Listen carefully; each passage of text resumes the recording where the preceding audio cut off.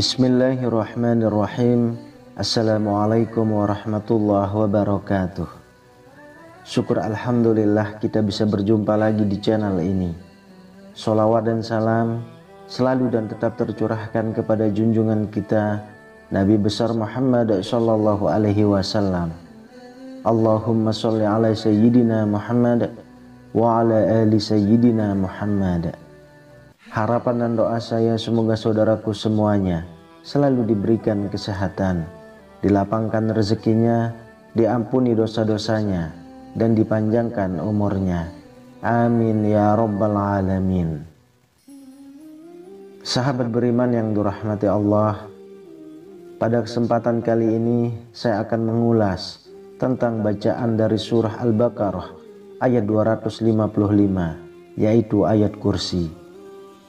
Ada banyak riwayat yang menyebutkan bahwa ayat kursi merupakan ayat paling agung di dalam Al-Quran, bahkan melebihi langit dan bumi, sehingga layak sekali untuk kita baca kapan saja, seperti waktu pagi dan sore hari, sebelum kita tidur dan setelah sholat fardu.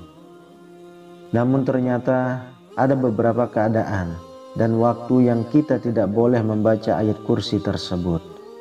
Hal ini wajib diketahui karena agama kita melarang membaca pada saat-saat tertentu agar kita tidak terjatuh dalam perbuatan yang disangka mendapat pahala, malah ternyata menimbulkan dosa.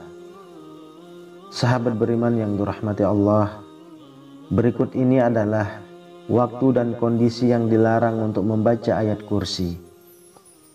Yang pertama adalah saat kita sedang rukuk dan sujud dalam ibadah sholat.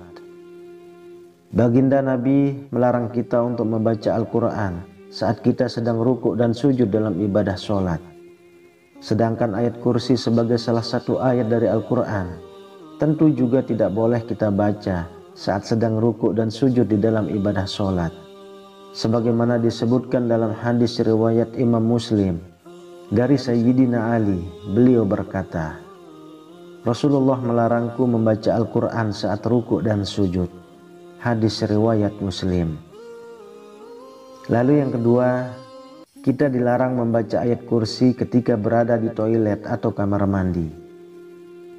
Imam Nawawi dalam kitab At-Tibyan menjelaskan bahwa dianjurkan membaca Al-Quran di tempat bersih dan terpilih.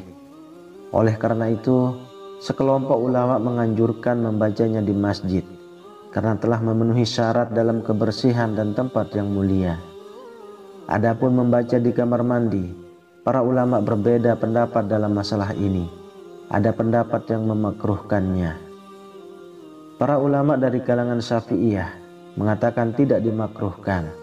Namun hal itu tetap saja termasuk hal yang terlarang, sebab menyalahi adab dalam membaca Al-Quran. Yang ketiga, kita dilarang membaca ayat kursi dalam keadaan mengantuk. Imam Nawawi menyebutkan hal ini dalam kitab At-Tibyan bahwa makruh hukumnya membaca Al-Quran meski hanya ayat kursi saat kita sedang mengantuk. Hal ini bertujuan menjaga kemungkinan salah baca sehingga bisa merusak atau merubah bacaan ayat dari Al-Quran.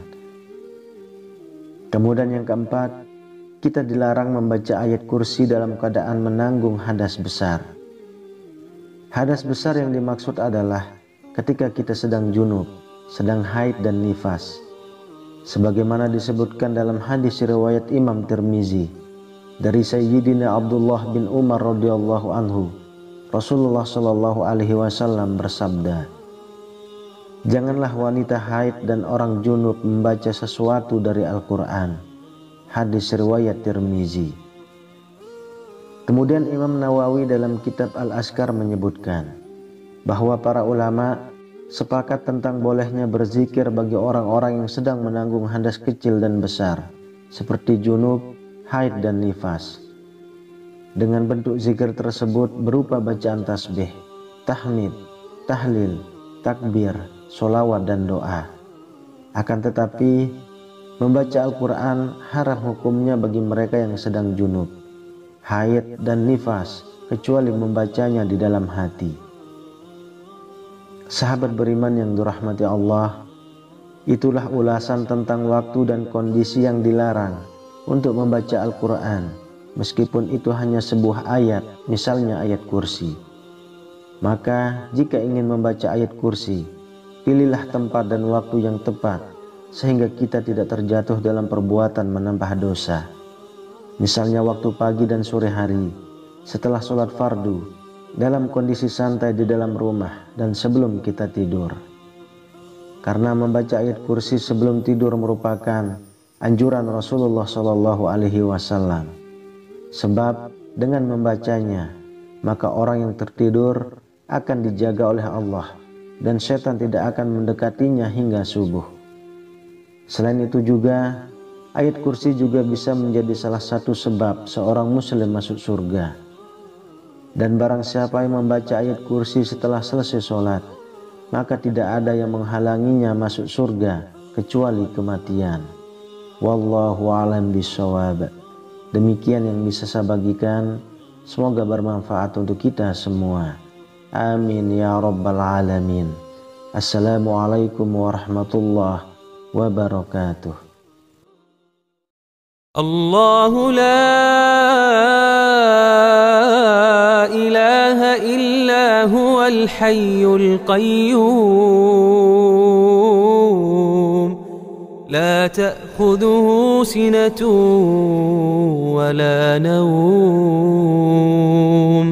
lahu ma fis samawati wa ma fil ard, man dhal ladhi yashfa'u 'indahu illa bi'idhnihi, ya'lamu ma bayna aydihim wa ma khalfahum, wa la yuhituna bi shay'in min 'ilmihi illa bima sha'a, wasi'a kursiyyuhu as-samawati wal ard, wa la ya'uduhu hifdhuhuma wa huwal 'aliyyul 'azim.